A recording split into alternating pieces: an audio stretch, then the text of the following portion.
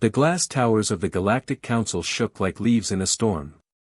Ambassador Vale stood before the massive communication array, her blue skin glistening with nervous sweat as she sent what might be the final message from her dying world. The screens around her showed nothing but fire and destruction across Kepler 442c. Her people, the Zilani, were peaceful ocean dwellers who had never known war. They built their cities beneath crystal-clear seas and spent their days creating beautiful art from living coral. But now those same cities were nothing but ash floating on poisoned waters.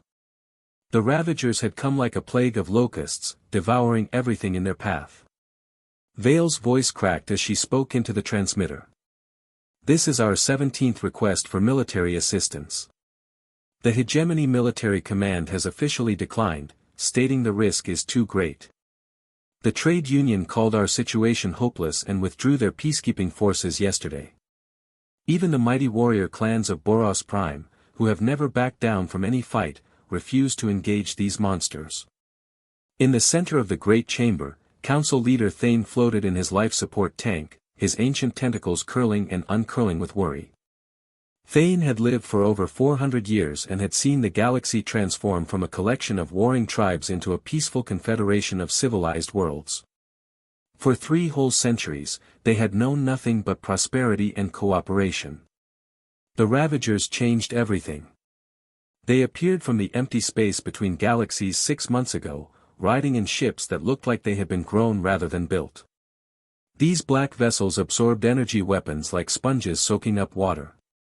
Missile strikes barely scratched their organic hulls. Worse yet, the creatures inside seemed to feed on destruction itself.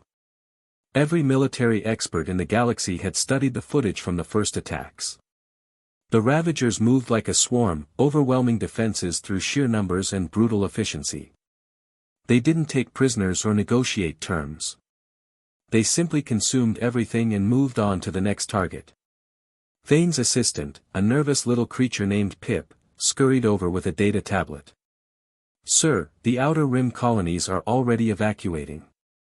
If Kepler 442c falls, we estimate the Ravagers will reach the core worlds within 2 standard years." The council leader closed his large, dark eyes and accessed his memory implants. Somewhere in the restricted files lay options that no civilized being wanted to consider. His tentacles twitched as he found what he was looking for buried deep in the emergency protocols. "There is one possibility," Thane said slowly, his voice barely above a whisper. "Emergency Protocol 77 Alpha. The restricted contact list includes one world that might help us." Pip's fur stood on end. "You don't mean the Death World designation, sir?" "Sol 3. The entire chamber went quiet. Even the humming of the life support system seemed to fade away. Every species in the galaxy knew about the humans, though most tried not to think about them too often. They came from a world so dangerous that simply surviving childhood there created warriors stronger than most military forces. Earth was a nightmare planet where deadly storms could level entire cities, where the ground itself could split open and swallow mountains, where the very air could become poison during certain seasons. The creatures that lived there fought constant battles just to find food and shelter. And the humans, somehow, had not just survived but thrived in this hellish environment. The galactic database was full of warnings about human behavior. They were unpredictable, violent by nature, and seemed to actually enjoy dangerous situations that would terrify any sane being. Their own history was nothing but an endless series of wars, each one more brutal than the last. Most disturbing of all, humans were persistence hunters. While other predators relied on speed or strength for quick kills, humans would simply follow their prey for days or weeks until it collapsed from exhaustion. They never gave up. They never stopped coming. Vale looked around the chamber at the assembled representatives. The bird-like Talon Syndicate kept their wings folded tight against their bodies. The crystal beings from Harmony Prime dimmed their natural glow. Even the proud warriors from the Iron Confederacy seemed smaller somehow. "Are we really considering this?" asked Ambassador Kress from the Merchant Guild. "The humans are barely more civilized than the Ravagers themselves." What if they decide they like our worlds more than their own frozen rock? Thane's tentacles writhed faster. The difference is that humans can be reasoned with. They have something the Ravagers lack completely. They understand concepts like honor and justice. They form alliances and keep their word. But at what cost? Pip squeaked. The reports from their first contact missions describe beings who laugh while charging into deadly combat. They use explosions as entertainment. They actually compete to see who can survive the most dangerous situations. The council leader made his decision. 3 centuries of peace had made them soft, but the humans had never known such luxury. They were forged in the fires of their impossible world, shaped by constant struggle into something that might actually have a chance against the Ravagers. Send the transmission to Sol 3, Thane commanded. Tell them we need their help. Tell them the galaxy is dying and we have nowhere else to turn. As the message began its journey across space toward the distant yellow star, every being in the chamber wondered the same thing. Had they just found salvation, or had they simply invited a different kind of monster to their feast? The humans would come, that much was certain. The question was whether the galaxy would survive what followed.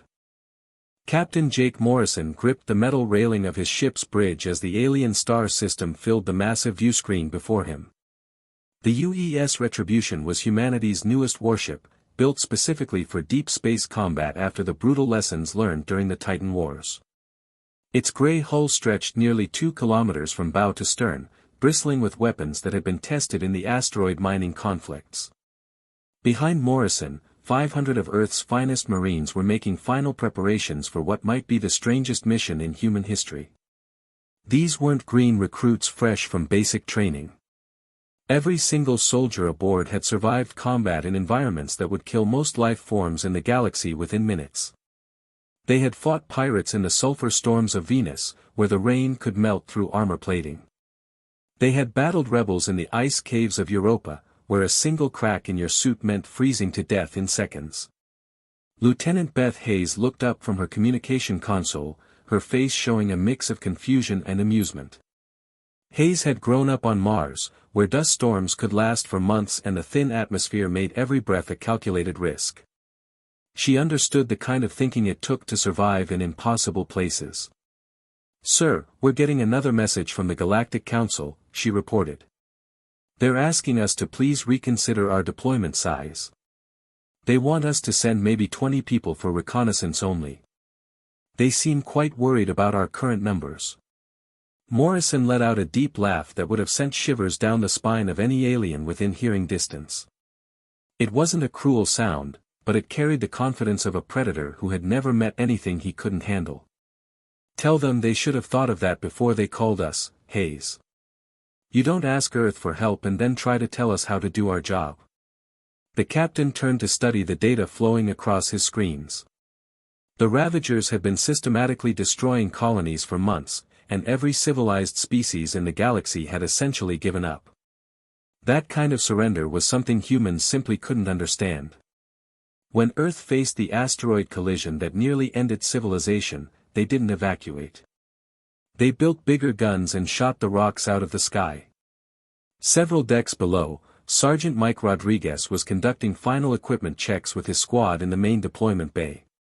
Rodriguez had earned his stripes fighting corporate security forces in the belt mining stations, where gravity could shift without warning and oxygen was always in short supply. His men trusted him because he had kept them alive in situations where other leaders would have gotten everyone killed. "Gather around, Marines," Rodriguez called out, his voice echoing off the metal walls. "I want everyone to understand what we're walking into here. These Ravagers have been terrorizing peaceful aliens for half a year. Every military force in the galaxy has looked at them and decided they're too dangerous to fight." Private Danny Chen raised his hand. Chen had grown up in the underwater cities of Earth's Pacific, where equipment failure meant drowning in crushing darkness. "Sarge, if they're so tough, why did the aliens call us instead of handling it themselves?" Rodriguez grinned and gestured toward the viewscreen showing the alien fleet waiting for them near the orbital station. The ships looked like they had been grown rather than built, with smooth curves and no visible weapons. "Look at those vessels, Chen.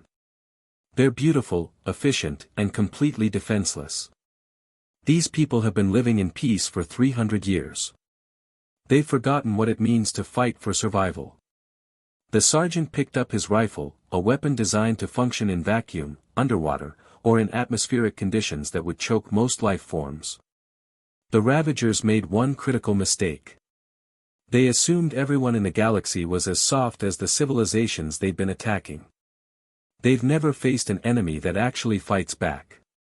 As the Retribution approached the Zilani orbital station, the alien delegation prepared to welcome their human rescuers. Ambassador Vale floated in her water-filled suit, trying to calm her nerves.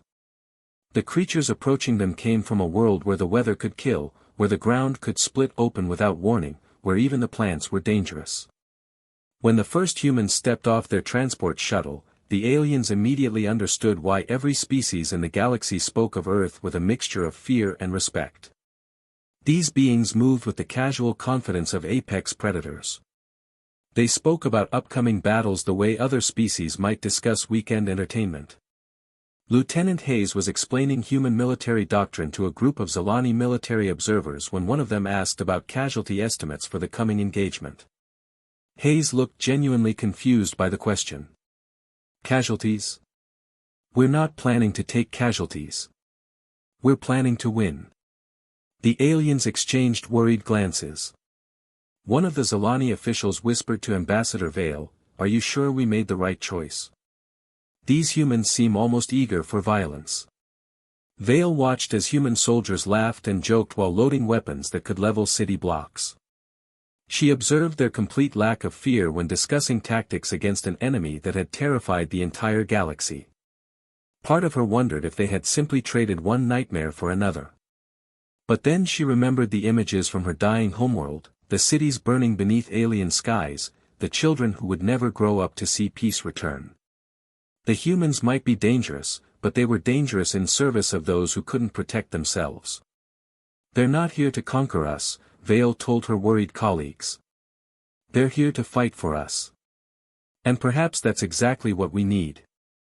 As the human fleet moved toward the war zone, the galaxy held its breath and waited to see what would happen when Earth's most dangerous children finally met an enemy worthy of their attention. The surface of Kepler 442c was a nightmare that would have killed most galactic species within minutes of exposure. Poisonous yellow mist rose from bubbling swamps that stretched beyond the horizon, filled with acidic water that could eat through metal in seconds. The air itself was toxic, requiring specialized breathing equipment for any visitor foolish enough to land there. Crystalline trees grew in twisted formations, their sharp edges capable of slicing through armor like paper. For the human marines who had just dropped from orbit, it felt like a mild vacation compared to some of the places they had fought before. Corporal Lisa Chen pressed herself against the rough bark of a crystal tree, her camouflaged uniform blending perfectly with the strange environment. Chen had been born in the underground cities of Mars, where a single equipment failure meant death by suffocation or radiation poisoning.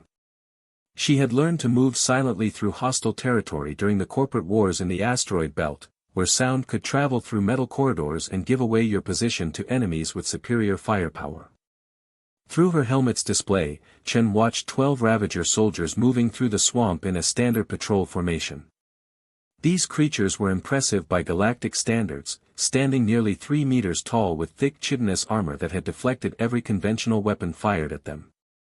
Their 4 arms each carried energy weapons that could vaporize a city block, and their movements showed the confidence of predators who had never met serious resistance. "Contact report," Chen whispered into her communication device, her voice barely audible even to her own squad members crouched nearby. "Ravager patrol moving northeast, approximately 2 kilometers from our position. Count is 12 hostiles maintaining standard search pattern. They haven't spotted us yet."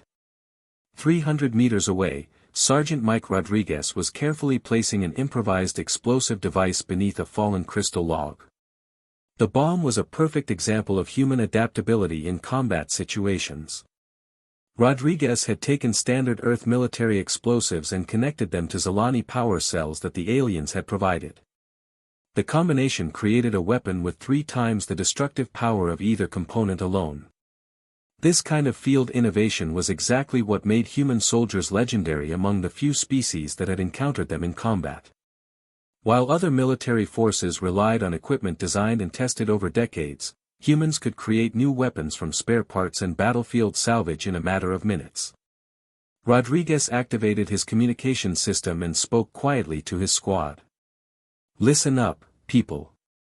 These Ravagers have spent months terrorizing civilians who couldn't fight back. They've gotten used to easy targets that run away screaming. Today, they're going to learn what happens when they mess with something that bites back." Private Danny Chen, no relation to the corporal despite sharing a common surname, checked his rifle for the 3rd time in 10 minutes. The weapon had been modified to function in the planet's acidic atmosphere, with special coatings that wouldn't dissolve in the toxic mist. "Sarge, Intel says these things have never retreated from a fight in their entire species history." "That's because they've never fought anyone who knew what they were doing," Rodriguez replied with a grin that would have terrified most alien species. "They're about to get their first lesson in human military tactics." The sergeant pressed the detonation button, and the swamp erupted in a pillar of flame and smoke that could be seen from orbit. The explosion vaporized 4 Ravagers instantly and sent the remaining 8 scrambling for cover that didn't exist in the open marshland. Before the smoke had even cleared, human squads were moving through the toxic mist like ghosts.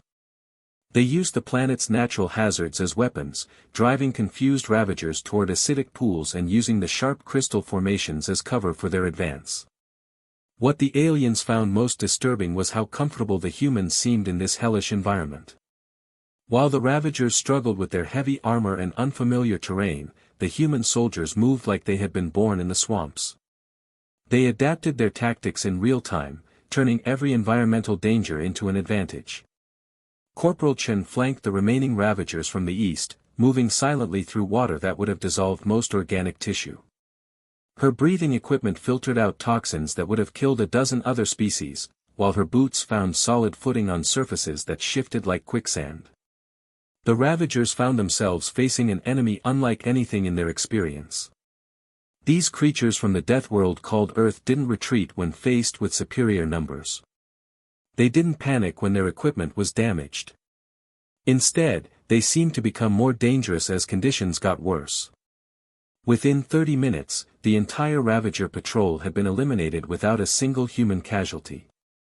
But the real victory wasn't the tactical success on the ground. High above the planet's surface, something unprecedented was happening. The massive Ravager command ships that had been systematically destroying Zilani cities began pulling back from the lower atmosphere. For the first time in their species' history, the Ravagers were retreating from an enemy force. The aliens who had been monitoring the battle from their orbital stations couldn't believe what they were seeing. These humans had accomplished in half an hour what the combined military forces of 17 civilizations had failed to achieve in 6 months of fighting. Rodriguez's voice crackled over the communication channels as more human squads reported successful engagements across the continent. "Command, this is Ground Team Alpha. Area secured, no friendly casualties. The locals might want to rethink their assessment of these Ravagers. They're tough, but they're not invincible." Above the toxic swamps of Kepler 442c, the retreating Ravager fleet tried to process what had just happened. They had encountered their first persistence hunters, creatures who didn't give up when faced with impossible odds. The Ravagers were learning what every predator eventually discovers: there's always something higher up the food chain. And humanity had just announced its arrival at the top. The massive Ravager command ship dominated the space above Kepler 442c like a cancerous growth against the stars. Its living hull stretched for kilometers, pulsing with veins of bioluminescent fluid that powered weapons capable of cracking planets in half. This vessel had overseen the destruction of 12 different worlds, each conquest adding to the collective memory of the hive mind that controlled every Ravager in existence. But today, for the first time in countless centuries, the hive mind was experiencing something completely foreign to its nature. The sensation was so alien that it took precious processing power just to identify what it was feeling. Fear. Raw, primal terror at facing an enemy that simply refused to die. Down on the planet's surface, the war had taken a dramatic turn that no military strategist in the galaxy could have predicted. What had started as a routine planetary cleansing operation had become a nightmare of endless human persistence. Sergeant Mike Rodriguez crouched behind the twisted wreckage of a Ravager weapons platform, watching his strike team prepare for another assault on the enemy's main ground installation. Rodriguez had been fighting continuously for 18 hours straight, something that would have been impossible for most galactic species. His team had started with 20 Marines and had been reinforced twice as casualties mounted, but they had never stopped advancing. Where other military forces would have pulled back to rest and resupply, the humans simply adapted their tactics and kept pushing forward. "Thompson, take your squad around the eastern perimeter," Rodriguez ordered, his voice hoarse but determined. "Wilson, I want suppressing fire on those gun emplacements the moment we move. Remember, these things have never faced persistence hunters before. They expect us to give up when things get tough." Private Danny Thompson nodded and began moving his team through the rubble-strewn battlefield. Thompson had grown up in the mining colonies of Europa, where shifts lasted for days and stopping to rest meant falling behind production quotas that could mean life or death for your family. The concept of giving up simply didn't exist in his vocabulary. High above the battle, Captain Jake Morrison stood in the tactical center of the UES Retribution, studying the flow of combat data across multiple screens. His ship had been coordinating the ground assault while simultaneously engaging Ravager vessels in orbit.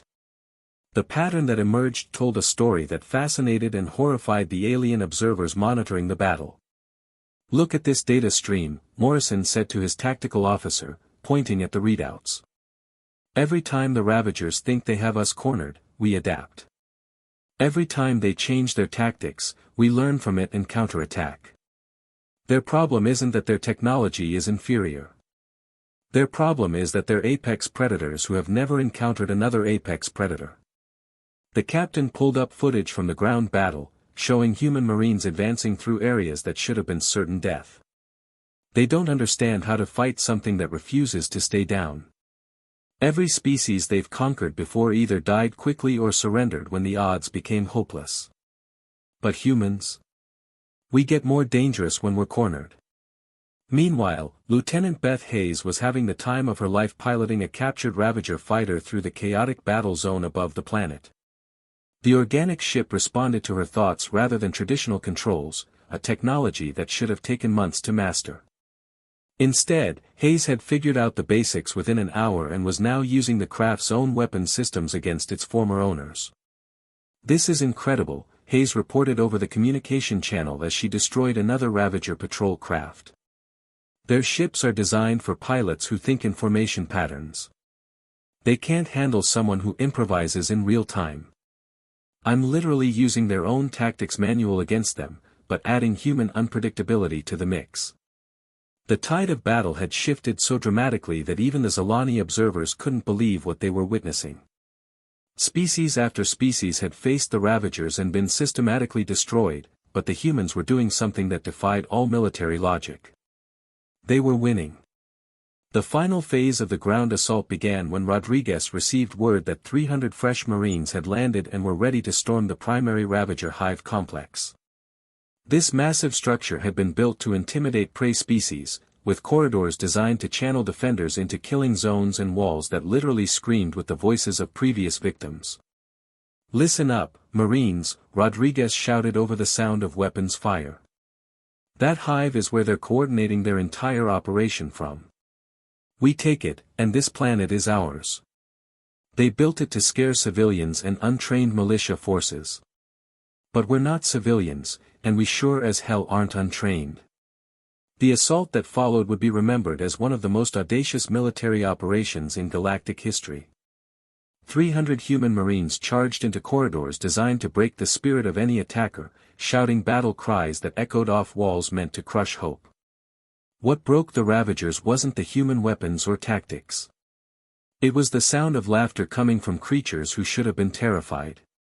The Marines were actually enjoying themselves, treating the assault like a challenging game rather than a life-or-death struggle. For beings who had spent millennia terrorizing prey species, the sight of predators who laughed while charging into certain death was more than their collective mind could process. The hive mind, faced with an enemy that became more dangerous as the situation grew more hopeless, made a decision that no Ravager had ever made in their species' history. They ran. The entire fleet, ships that had never retreated from any enemy, began pulling back from the system at maximum speed. The ground forces, cut off from their command structure and facing humans who seemed to multiply rather than diminish under pressure, simply abandoned their positions and fled. As the last Ravager transport disappeared into hyperspace, Rodriguez stood in the ruins of their command center and shook his head in amazement. You know what the funny thing is? They were actually pretty tough fighters. They just made the mistake of thinking everyone else in the galaxy was as soft as the civilizations they'd been picking on. The age of easy conquest was over. Word would spread that humanity had arrived on the galactic stage, and no predator species would ever again assume that the galaxy was filled with helpless prey. The black ships of the Ravager fleet vanished into the endless darkness between stars, leaving behind a scene that would be talked about in every corner of the galaxy for centuries to come. Where once proud alien cities had burned under relentless assault, now construction crews worked around the clock to rebuild what had been lost. But these weren't just any construction workers. They were the same human marines who had driven off the most feared predator species in known space. In the newly constructed Capitol building of the Zalani homeworld, Ambassador Vale floated in her ceremonial water tank, preparing to sign a document that would change galactic politics forever. Her aquatic people had spent 300 years building a peaceful civilization based on art, philosophy, and scientific discovery. War had been nothing more than an ancient memory until the Ravagers arrived.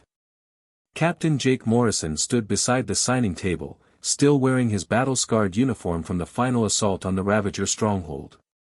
His Marines had spent the last 2 weeks helping rebuild schools and hospitals with the same fierce determination they had shown in combat.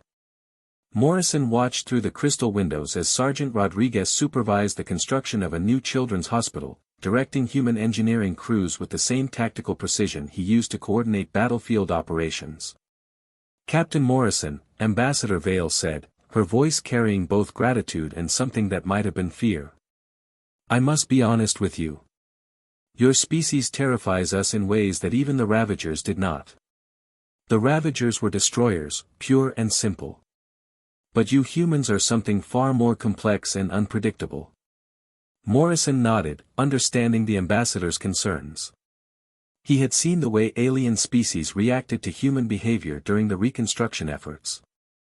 Where other civilizations would have celebrated their victory and demanded rewards, the humans immediately began helping rebuild what had been destroyed. They worked 18-hour shifts in toxic environments, showing the same relentless persistence in construction that they had demonstrated in combat. We frighten ourselves sometimes, Morrison admitted. But maybe that's exactly what this galaxy needs right now. Someone to frighten the things that have been frightening everyone else for far too long. As Vale signed the Mutual Defense Agreement, the first official alliance between humanity and an alien civilization, she wondered what they had truly set in motion. The document guaranteed that Earth would protect Zalani worlds from future threats, while the Zalani would share their advanced technology and scientific knowledge with human researchers. You didn't come here to conquer us, Vale observed, watching human soldiers teaching Zalani children how to play Earth games in the courtyard below.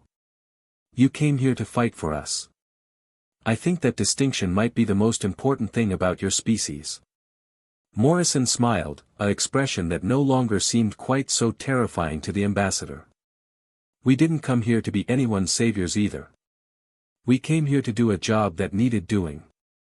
The galaxy is a big place, but it's not bigger than humanity's ability to reach every corner of it when necessary. Even as they spoke, news of the human victory was spreading through the galactic communication networks at the speed of light. Every trading post, diplomatic station, and military command center was receiving the same incredible reports. A species from a primitive death world had accomplished what the combined might of 17 civilizations could not. The reaction was immediate and overwhelming. Earth's communication arrays were flooded with thousands of requests from species that had previously ignored or dismissed humanity as barbaric primitives. Defense contracts worth billions of credits, exploration partnerships for dangerous new territories, research agreements to study human military tactics and equipment design. The proud hegemony, which had refused to help the Zilani just weeks before, now sent formal diplomatic overtures requesting a meeting with human military leaders. The trade union, which had written off the Zilani colonies as a lost cause, suddenly discovered urgent business interests that required human protection services. Most surprising of all were the messages from individual planets and systems that had been quietly suffering under various threats for years. Pirates, raiders, and minor predator species had been taking advantage of the galaxy's general pacifism to carve out their own territories. Now, these same victims were reaching out to Earth with requests for assistance. In the depths of interstellar space, other predator species monitored these communications with growing alarm. The Void Hunters, who had been preparing to expand their territory into hegemony space, suddenly found themselves reconsidering their plans. The Flesh Devourers, notorious for their attacks on isolated research stations, began avoiding areas where human ships might be patrolling. The message was spreading through every dark corner of the galaxy: there were new apex predators in town, and they wore human faces. The age of easy conquest, where strong species could simply terrorize weaker ones without consequence, was coming to an end. Lieutenant Beth Hayes, recently promoted to admiral for her role in capturing and reverse engineering Ravager technology, submitted her final report on the Kepler 442C operation. Her words would be studied in military academies across the galaxy for generations to come. The key to understanding human military effectiveness, she wrote, is recognizing that we don't fight the same way other species do. When cornered, most civilizations either surrender or retreat to regroup. Humans adapt. We become more creative, more dangerous, and more determined as situations become more hopeless. The Ravagers learned this lesson too late to save themselves. The report concluded with an observation that would reshape galactic military doctrine: humanity doesn't see impossible odds as a reason to give up. We see them as an interesting challenge. Any species that threatens human allies should remember that we come from a world that tried to kill us every day, and we not only survived but thrived. We've been preparing for this fight our entire evolutionary history. As news of humanity's emergence spread to the farthest reaches of known space, one thing became clear to every intelligent species in the galaxy. The humans had arrived, and the universe would never be the same.